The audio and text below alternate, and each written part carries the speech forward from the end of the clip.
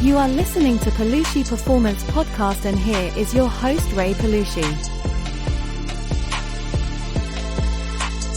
Hello everybody and welcome to a new episode. Thank you so much for being here and finding your precious time. I'm Ray and I'm your host, and let's go straight to today's topic. The good Lord made us all out of iron. Then he turned up the heat to force some of us into steel. Mary Osmond. Beautiful phrase. And what does this phrase mean? What is today's topic? We will talk about turning up the heat. We will talk about putting ourselves in uncomfortable situations. We'll talk about how we can grow. How can we become the best version of ourselves? What actions we need to take. So, I want to start by saying that I've never met a successful person that made his success from being uncomfortable. I've never heard of any successful person to reach the top and said that it was easy. I've never heard or met anyone that achieved something and didn't mention the fact that he or she has to work very, very hard. Now, I also believe that things have changed the last 500 years, 100 years, 50 years, even the last 10 years. Things right now are changing so fast. And I believe that people and us, we have become soft. When my father tells me the stories of his grandfather are crazy. And when he shared his story, are not as crazy, but they're still crazy for me. They've went through some times, especially when Albania was in communist country, where you're like, oh my God, like how did you live on those times and still had a healthy and happy life? My father's friend went to Greece. Well, he tried to go to Greece from the mountain in the night, like Mexicans are doing today, let's say in United States. And my father didn't join him that day because his mother, which obviously is my grandmother, told him to not go because she had a very bad feeling. And she kept begging him and he ended up not going. And my father was going to go the next day. Okay, not that day. When his best friend he still went with some other guys and tried to cross the border to Greece. He got, found out by the police, got shot and killed him. Now my father still went. Not the next day, but a week after, he still went and nothing happened to him. But still, like, even knowing that you may still get caught and you may die and you'll still go for a better life, so you can work and send some money home, it is crazy. Now, I also left my home country at the age of 18 to come to the United States, but I came as an international student. I came with a place that I was going to stay and my first semester paid and with $3,000 on my pocket. So I didn't have a difficult start. Now, it was still difficult for me at that time because I had to go outside of my comfort zone. I used to be a very, I don't know how to explain, but a kid that will have everything ready, I would say. Obviously, I was national champion for my home country and I felt like this is the best thing I could do. Now the rest has to help me with everything else. So my parents and my grandmother will cook, will clean, will do everything for me. I would never do anything other than just playing tennis and winning tournaments. I had options to give tennis lessons and make some money at the time, but I refused it because I was like, I'm not going to waste my time for $10, which back on those days, at my age, when I was 15, 16, $10 an hour was pretty good money for me. I'm like, no, I'm going to keep asking my family for money because I don't want to waste my time there. I'm going to spend more time on the court working hard than outside having fun with my friends. But when I came here to the States and I saw that nobody cares about anyone, and again, don't get me wrong, I got again here so much help, but people weren't cleaning my clothes. I didn't have to, nobody was like cleaning my room or anything. There were so much things I needed to take care of. Now, when I think about the difficulties that I had my first semester, I laugh. Because I'm like, no way I thought those things were difficult. I mean, literally, I cried twice on the first week for leaving my home country and everything. So it's crazy when I think about how much I've improved from the first semester I came here to the States, and I improved so much just because of the fact that I had nobody that were there to do things for me. I had to go by myself and knock in every door. I had to go by myself and literally ask for everything. My English wasn't the best, and I felt like I was alone, which I felt bad deep inside, which also helped me grow faster and stronger. It was the best decision I've ever made in my life. Leaving my parents, going across the world, crossing the ocean, being alone, and trying to figure out things by myself. I literally didn't know anybody here in Marshall when I first came. So it was very, very challenging for me. Now, everybody does this nowadays, and I keep recruiting new students. But for me, it was very, very challenging for real. And I'm very happy that I went through those difficult moments, because those were the moments it helped me grow the most. So what I want to say is that we have become soft, going back to what I just mentioned, okay? We've become soft, and we need things more ready, more prepared. Like right now, obviously, I focus a lot on mental health, and I'm a big believer of constantly checking our mental health and meditating and, using positive affirmations and finding the right balance on everything on life, and also knowing how to speak to yourself. I mean, this is actually another great topic and another beautiful point which we'll talk another time. But can you imagine like how you speak to your best friends? Or let's say your best friend messed up something. What is your response? You'll probably tell your best friend, you know what, buddy, that's okay. You'll get it next time. Let me help you. But if you do the same mistake, do you know how you're speaking to yourself? You're probably speaking so bad with such an anger, and you're going to change a total drastically. I mean, tone of voice, words you use, etc., etc. So again, I'm a true believer of mental health. I'm a true believer of constantly checking ourselves, speaking good to yourself, journaling, and all these things. But I'm also a believer that we've kind of become soft at the point. I mean, first thing, something happens to us and it's like, oh, we need mental health or we need a break. I mean, we gotta find the right balance, guys. I'm not saying go out there and destroy yourself, but I'm also not saying just stay calm and meditate and be in your room and have a healthy mind. No, you got to make sure that you know how to use all your tools in your favor to become the best version of yourself. Don't lie to yourself. If you actually need a day off and you're feeling very overwhelmed, take it.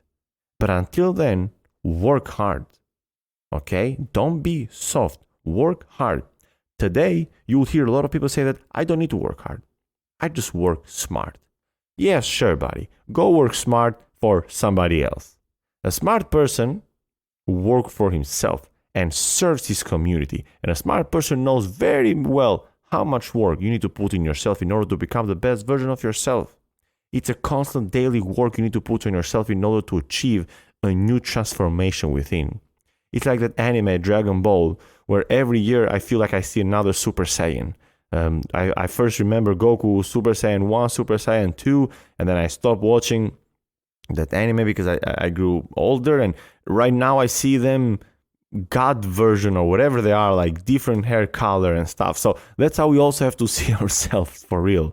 We have to try to unlock a new Super Saiyan version of ourselves. Okay? Now let me share you a phrase of Jim Rohn that he mentioned in one of the seminars, because I love Jim Rohn. He said that the minute you were born, it got risky. If you think trying, give it a go, is risky, wait until they give you the bill for not trying at the age of 65 or whatever. Just think about that a minute. The minute you got born, it got risky. And if you think of giving a go will be risky, wait until they give you the bill for not trying. This is crazy. I love this phrase. And I also love his following phrase when he says that we all must suffer one of two pains, the pain of discipline or the pain of regret. Discipline weighs ounces while regret weighs tons. I've mentioned it before, and I tell this to my friends. I would hate to be on my deathbed and have regrets. This is something that I fear. So go out there and do what you truly want to do. Go out there and surprise yourself. You won't grow in a safe environment.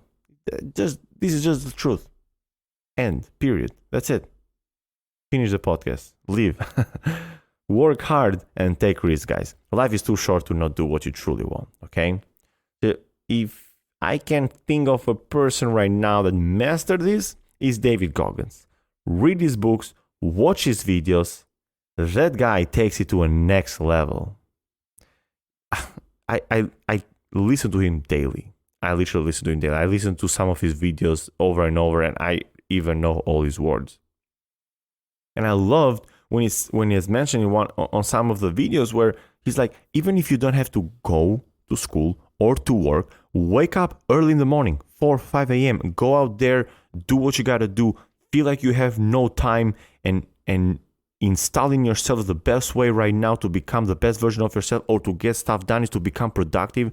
So get your workout in, do what you got to do, and feel like the energy and the hunger to achieve more. That's where I feel like the whole power will come. When you don't have to wake up and you still wake up very early and give it a go like you have no time. I believe it was Marcus Aurelius or Epictetus, but I've heard it on the Daily Stoic podcast and the videos. The guy Ryan Holloway, if I'm not mistaken, he's amazing, and I love the book from Marcus Aurelius, the Meditations, and I try to follow the Daily Stoics and all these guys so much, and I don't know who exactly said that, but I remember that it was an emperor or someone that it was very higher up. So what he would do to himself is that once a while he would sleep on the floor. He would go a day without eating. He would put himself on those uncomfortable moments so that he would remind himself that he's not afraid to lose everything, because even if he does, he knows he can go through. Think about that.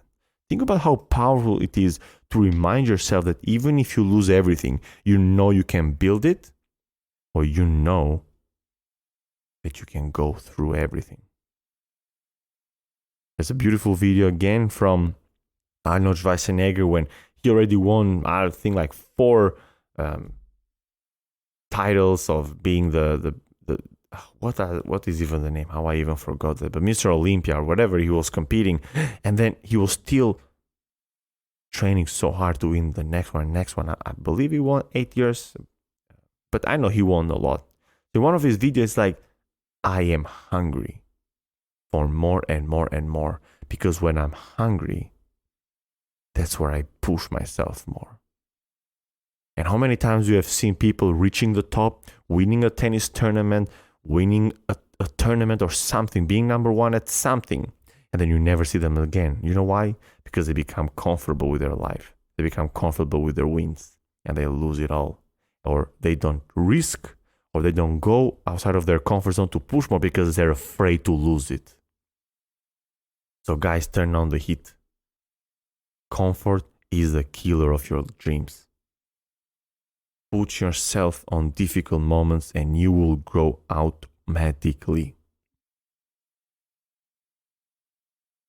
One way to make yourself to not procrastinate, to put yourself in uncomfortable situations, is by doing something that hurts you physically.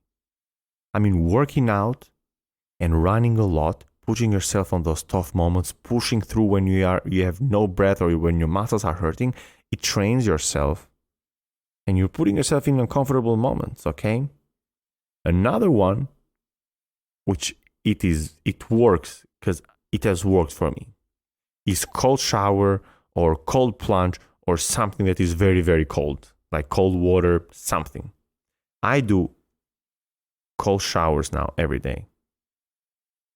By the way, I only do cold showers. If it's 8 a.m., 8 p.m., 5 a.m., I do 2 to 3 cold showers a day. I'm going to tell you this, guys, that every morning that I take and I do the cold shower, it's never comfortable. Still do it.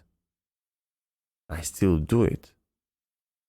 So put yourself daily on uncomfortable situations, because that's how you're going to grow. If there is two ways that you have to handle something, but one is risky, but the reward can be higher. The one is comfort and it will take a while and you may end up being okay. Go for the risky one. You mess up, who cares? If you zoom out the world, whatever problem you messed up, it's so small that it's funny to even think about it. I hope you truly enjoyed this podcast, and I hope you guys learned something, and I hope you find some motivation to put yourself in uncomfortable situations. Thank you so much again for your time, and until the next one, you guys stay blessed.